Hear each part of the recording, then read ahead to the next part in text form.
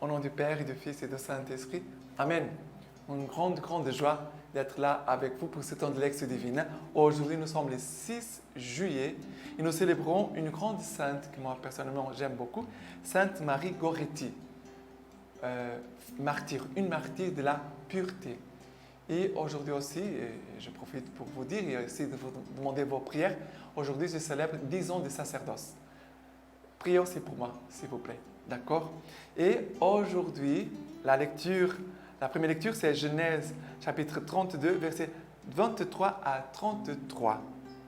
Cette même nuit, il se leva, prit ses 2 femmes et ses 2 servantes, ses 11 enfants, et passa les gués du Yabok. Et il les prit et leur fit passer le torrent. Et il fit passer aussi tout ce qu'il possédait. Et Jacob resta seul. Et quelqu'un lutta avec lui jusqu'au lever de l'aurore. Voyant qu'il ne le maîtrisait pas, il le frappa à l'emboîture de la hanche. Et la hanche de Jacob se démit pendant qu'il luttait avec lui. Il dit, « Lâche-moi, car l'aurore est levée. » Mais Jacob répondit, « Je ne te lâcherai pas, que tu ne me aies béni. » Il lui demanda, « Quel est ton nom ?» Jacob répondit-il. Il reprit, « On ne t'appellera plus Jacob, mais Israël, car tu as été fort contre Dieu et contre les hommes, et tu l'as emporté. » Jacob fit cette demande, « Révèle-moi ton nom, je te prie. » Mais il répondit, « Et pourquoi me demandes-tu mon nom ?» Et la même, il le bénit. Jacob donna à cet endroit le nom de Pénuel, car, dit-il, j'ai vu Dieu face à face, et j'ai eu la vie sauve. Au lever du soleil, il avait passé Pénuel, et il boitait de la hanche. C'est pourquoi les Israélites ne mangent pas, jusqu'à ce jour, le nerf sciatique qui est à l'emboîture de la hanche, parce qu'il avait frappé Jacob à l'emboîture de la hanche, au nerf sciatique. Alors, qu'est-ce qui se passe ici? C'est la lutte de Jacob avec Dieu, avec l'ange ici. Mais l'ange représente Dieu. Et qu'est-ce qui se passe? Première chose, Jacob, il fait passer tous les gens de sa famille de l'autre côté et après, de l'autre côté du torrent, et après, il est seul. Et cette solitude, c'est le moment favorable aussi pour Dieu venir à la rencontre de Jacob. Et c'est très important les moments de solitude, de silence, d'être seul. Comment tu peux écouter Dieu si tu es toujours au milieu du bruit, des agitations, des dispersions, des conversations? Et notre vie, elle doit avoir des moments de solitude et de silence. Notre journée, nous avons besoin de ça. Ça fait partie de notre équilibre. Et ces moments de solitude sont des moments aussi pour écouter Dieu et pour laisser Dieu venir à notre rencontre. Mais ici, dans ce cas, Dieu vient lutter avec Jacob. L'ange, et voyant qu'il ne les maîtrisait pas, il les frappa à l'emboîture de la hanche. Ça veut dire que et la hanche de la parole de Dieu, la hanche de Jacob s'est démise pendant qu'il était avec lui. Mais c'est vrai que malgré, on peut dire, cette blessure, Jacob ne lâche pas l'ange. Il ne lâche pas. Il dit, « Je ne te lâcherai pas que tu ne m'aies béni. » Et on doit être persévérant. Et cette lutte, ce n'est pas seulement une lutte de mesurer avec la force. Non. La persévérance, c'est la prière, on peut dire comme ça. Parce que parfois, notre prière peut être une lutte. Je suis fatigué, je n'ai pas envie de prier, je suis découragé, peut-être je manque de confiance en Dieu. Ça veut dire que parfois, notre vie de prière exige une lutte, une persévérance et dire, Seigneur, je ne te lâche pas tant que tu ne me bénis. Et ce n'est pas d'être capricieux, parce que le Seigneur nous bénit toujours.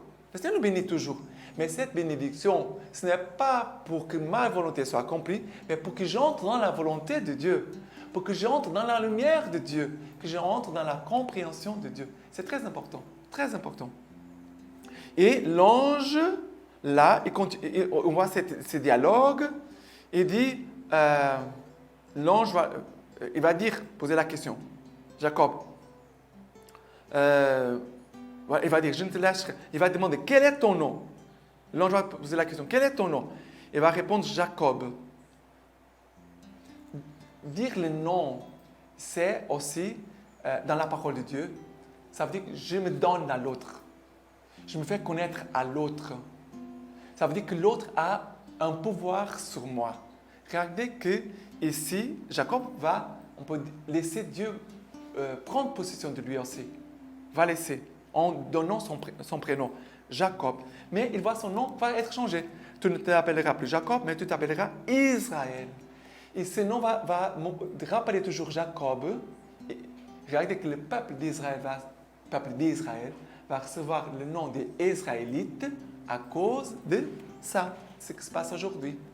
Ça veut dire que le peuple d'Israël, les Juifs, mais nous qui nous sommes aussi descendants du peuple d'Israël, nous sommes appelés à être persévérants dans la foi, d'être persévérants dans la prière. Ce n'est pas de dire que j'ai vaincu Dieu. Personne ne peut vaincre Dieu. Mais dans le sens que je ne peux pas maîtriser Dieu. Mais je peux vaincre Dieu par l'amour, par la confiance. Ça, oui. Là, le cœur de Dieu, il se plie. On peut dire que le cœur de Dieu se fond comme le beurre, ou comme la glace. D'accord? C'est très important. Et voilà ce que le Seigneur nous invite aujourd'hui par cette première lecture. Le psaume d'aujourd'hui, c'est le psaume 17 que nous dit ceci. Écoute, Seigneur, la justice. Sois attentif à mon cri. Prête l'oreille à ma prière. Point de fraude sur mes lèvres. De ta face sortira mon jugement. Tes yeux verront où est le droit. Tu sondes mon cœur. Tu me visites la nuit. Tu m'éprouves sans trouver en moi d'infamie. Je suis là. Je t'appelle car tu réponds. Oh Dieu, tends l'oreille vers moi. Écoute mes paroles. Signale tes grâces. Toi qui sauves ceux qui recourent à ta droite contre les assaillants. Garde-moi comme la prunelle de l'œil, à l'ombre de tes ailes, cache-moi. On dit dire, Seigneur, voilà, ces psaumes montrent la force de la prière, la certitude que Dieu m'écoute et je trouve mon abri en lui. Tu m'éprouves, Seigneur, mais je trouve en toi mon réconfort, car tu me réponds, tu m'écoutes. Signale tes grâces, toi qui sauves. Et après, il va dire, garde-moi comme la prunelle de l'œil, à l'ombre de tes ailes, cache-moi. C'est la force de la prière. Sans la prière, nous n'avons pas de force pour faire quelque chose. Sans la prière, nous ne pouvons pas faire grand-chose. Tout doit partir de la prière, tout dans notre vie. Pour notre vocation, pour notre mission, pour notre travail, pour les familles, pour moi comme prêtre, tout part de la vie de prière. C'est pour ça qu'on doit soigner bien notre vie de prière et aussi la Lectio Divina chaque jour. Parce que la Lectio Divina, c'est un outil, un instrument pour nous faire entrer dans la prière. Une prière cœur à cœur avec Dieu. Et maintenant, l'évangile d'aujourd'hui, c'est Matthieu chapitre 9, versets 32 à 38. Comme il sortait, voilà qu'on lui présenta un démoniaque muet. Le démon fut expulsé et le muet parla. Le foule émerveillé disait, jamais pareille chose n'a paru en Israël. Mais les pharisiens disaient, c'est par le prince des démons qu'il expulse les démons. Jésus parcourut toutes les villes et les villages, enseignant dans leurs synagogues, proclamant la bonne nouvelle du royaume et guérissait toute maladie et toute la langueur. À la vue des foules, ils ont eu pitié, car ces gens étaient là et prosternés comme des brebis, qui n'ont pas de berger. Alors il dit à ses disciples, la moisson est abondante, mais les ouvriers sont peu nombreux. Priez donc le maître de la moisson d'envoyer des ouvriers à la moisson. Voilà, regardez ici, Jésus va guérir un homme muet, va expulser les démons de lui. Ça veut dire que le salut est entré dans cet homme et les démons ont été expulsés. Et cet homme commence à parler. Et on peut dire, mais c'est là des démons qui attaquent notre vie de prière, on doit dire, Seigneur, aide-moi, libère-moi, pour que je sois un homme d'une prière profonde. Et la prière profonde jaillit toujours d'une écoute profonde. Et l'écoute profonde vient de la parole de Dieu. Vous voyez les liens. Parole de Dieu, écoute. Écoute, cela nous fait entrer dans la prière. Parce que la prière, c'est toujours une réponse, un dialogue. Et c'est la parole de Dieu, Dieu nous parle. Et après, je réponds. C'est comme ça, le dialogue. Mais que l'Esprit Saint aussi puisse nous aider, puisse t'aider à être un homme, une femme qui vit à partir de l'intérieur, où Dieu habite. Mais qu'il puisse t'aider à expulser les démons qui t'empêchent de prier et d'écouter et de parler avec Dieu. Et Jésus continue d'enseigner la bonne nouvelle partout et guérit les gens de toute maladie et toute langueur. Mais regardez, Jésus a de la compassion. Jésus, il voit la foule et qu'ils étaient prostrés comme des brebis qui n'ont pas de berger. Et qu'est-ce que Jésus fait? Il dit, la moisson est abondante, mais les ouvriers sont peu nombreux. Priez donc le maître de la moisson d'envoyer des ouvriers à la moisson. Ça veut dire que c'est toi et moi. Jésus ne dit pas, moi, je peux tout faire, je n'ai pas besoin de personne. Non, Jésus dit, venez m'aider. Soyez aussi disponibles. Ayez compassion. Non pas juger, pas condamner les personnes, mais ayez de la compassion pour communiquer la grâce de Dieu, la parole de Dieu, comme Jésus fait ici. Jésus proclame la bonne nouvelle. Jésus annonce la bonne nouvelle, la parole de Dieu. Et Jésus sait que cette parole va faire son œuvre dans les cœurs, dans les âmes, qui va guérir, qui va sauver, convertir, expulser les démons, rétablir les personnes. Mais Jésus a de la compassion. Il a beaucoup de monde autour de nous qui sont comme des brebis sans berger, qui marchent tout seuls. Et c'est pour ça qu'on doit aussi avoir quelqu'un qui est pour nous un berger. Qui est ton berger? C'est Jésus. Oui, Jésus c'est ton berger. Mais qui représente ce Jésus, bon berger dans ta vie aujourd'hui? Qui est le bon berger pour toi? Visage de Jésus pour toi, pour te conduire, pour te soutenir, t'encourager et te faire avancer dans la volonté de Dieu. Ok? Nous célébrons Sainte Marie Goretti, une fille de 12 ans qui a été tuée à l'âge de 12 ans parce qu'il y a un garçon qui voulait la violer.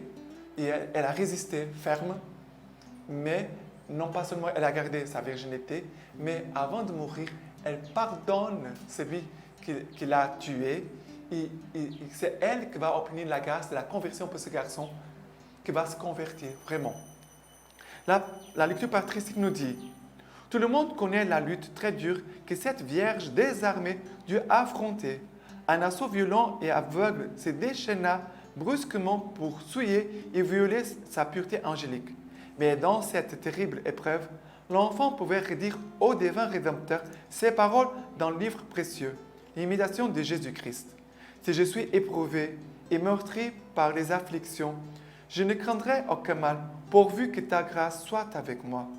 C'est elle qui est ma force, c'est elle qui me donne conseil et secours. Elle est plus forte que tous les ennemis. C'est pourquoi, soutenue par la grâce céleste à laquelle répondait sa volonté noble et courageuse, elle sacrifia sa vie, mais elle ne perdit pas la gloire de la virginité. Dans l'existence de cet humble enfant que nous avons esquissé à grands traits, on peut voir ce qui est non seulement digne du ciel, mais digne aussi d'être regardé avec admiration et respect par notre époque. Que les pères et mères de famille apprennent combien ils doivent élever les enfants que Dieu leur a donnés dans la droiture, la sainteté et le courage, et les former à suivre les préceptes de vie du catholicisme. Ainsi, lorsque leur vertu sera mise en péril, ils pourront aider, par la grâce divine, sortir du combat victorieux, sans blessure et sans souillure. Que l'enfance joyeuse et la jeunesse ardente apprennent à ne pas s'abandonner misérablement aux joies éphémères et vides de plaisir, à l'attirance fascinante du vice. Qu'elles apprennent plutôt à rechercher avec enthousiasme, même avec effort et à travers les obstacles, la perfection morale du chrétien. Nous pouvons tous l'atteindre un jour par l'énergie et la volonté soutenues par les grâces de Dieu, en pratiquant l'effort, le travail et la prière. Assurément, nous ne sommes pas tous appelés à subir le martyre, mais nous sommes tous appelés à posséder la vertu chrétienne. Mais la vertu exige de l'énergie. Sans l'atteindre le même sommet du courage de cette jeune fille angélique, elle réclame non moins de notre part une activité persévérante, attentive, qui ne devra jamais se relâcher jusqu'à la fin de notre vie. C'est pourquoi on peut parler d'un martyre long et prolongé, auquel nous incite cette affirmation divine de Jésus-Christ. Le royaume des cieux souffre violence, et ce sont les violents qui s'emparent. Tendons tous vers ce but, soutenus par la grâce que Sainte Marie Goretti, Vierge et martyre, nous en persuade, de celle où elle jouit de l'éternelle béatitude, qu'elle nous l'obtienne du divin Rédempteur par son intercession. Tous alors, chacun selon ses conditions de vie, nous suivrons le même chemin glorieux avec détermination et réalisme. Maintenant, je vous laisse la bénédiction par l'Immaculée pure de la Vierge Marie et aussi l'intercession de Sainte Marie Goretti. Les deux Tout-Puissants vous bénissent et vous gardent, le Père, le Fils et le Saint-Esprit. Amen.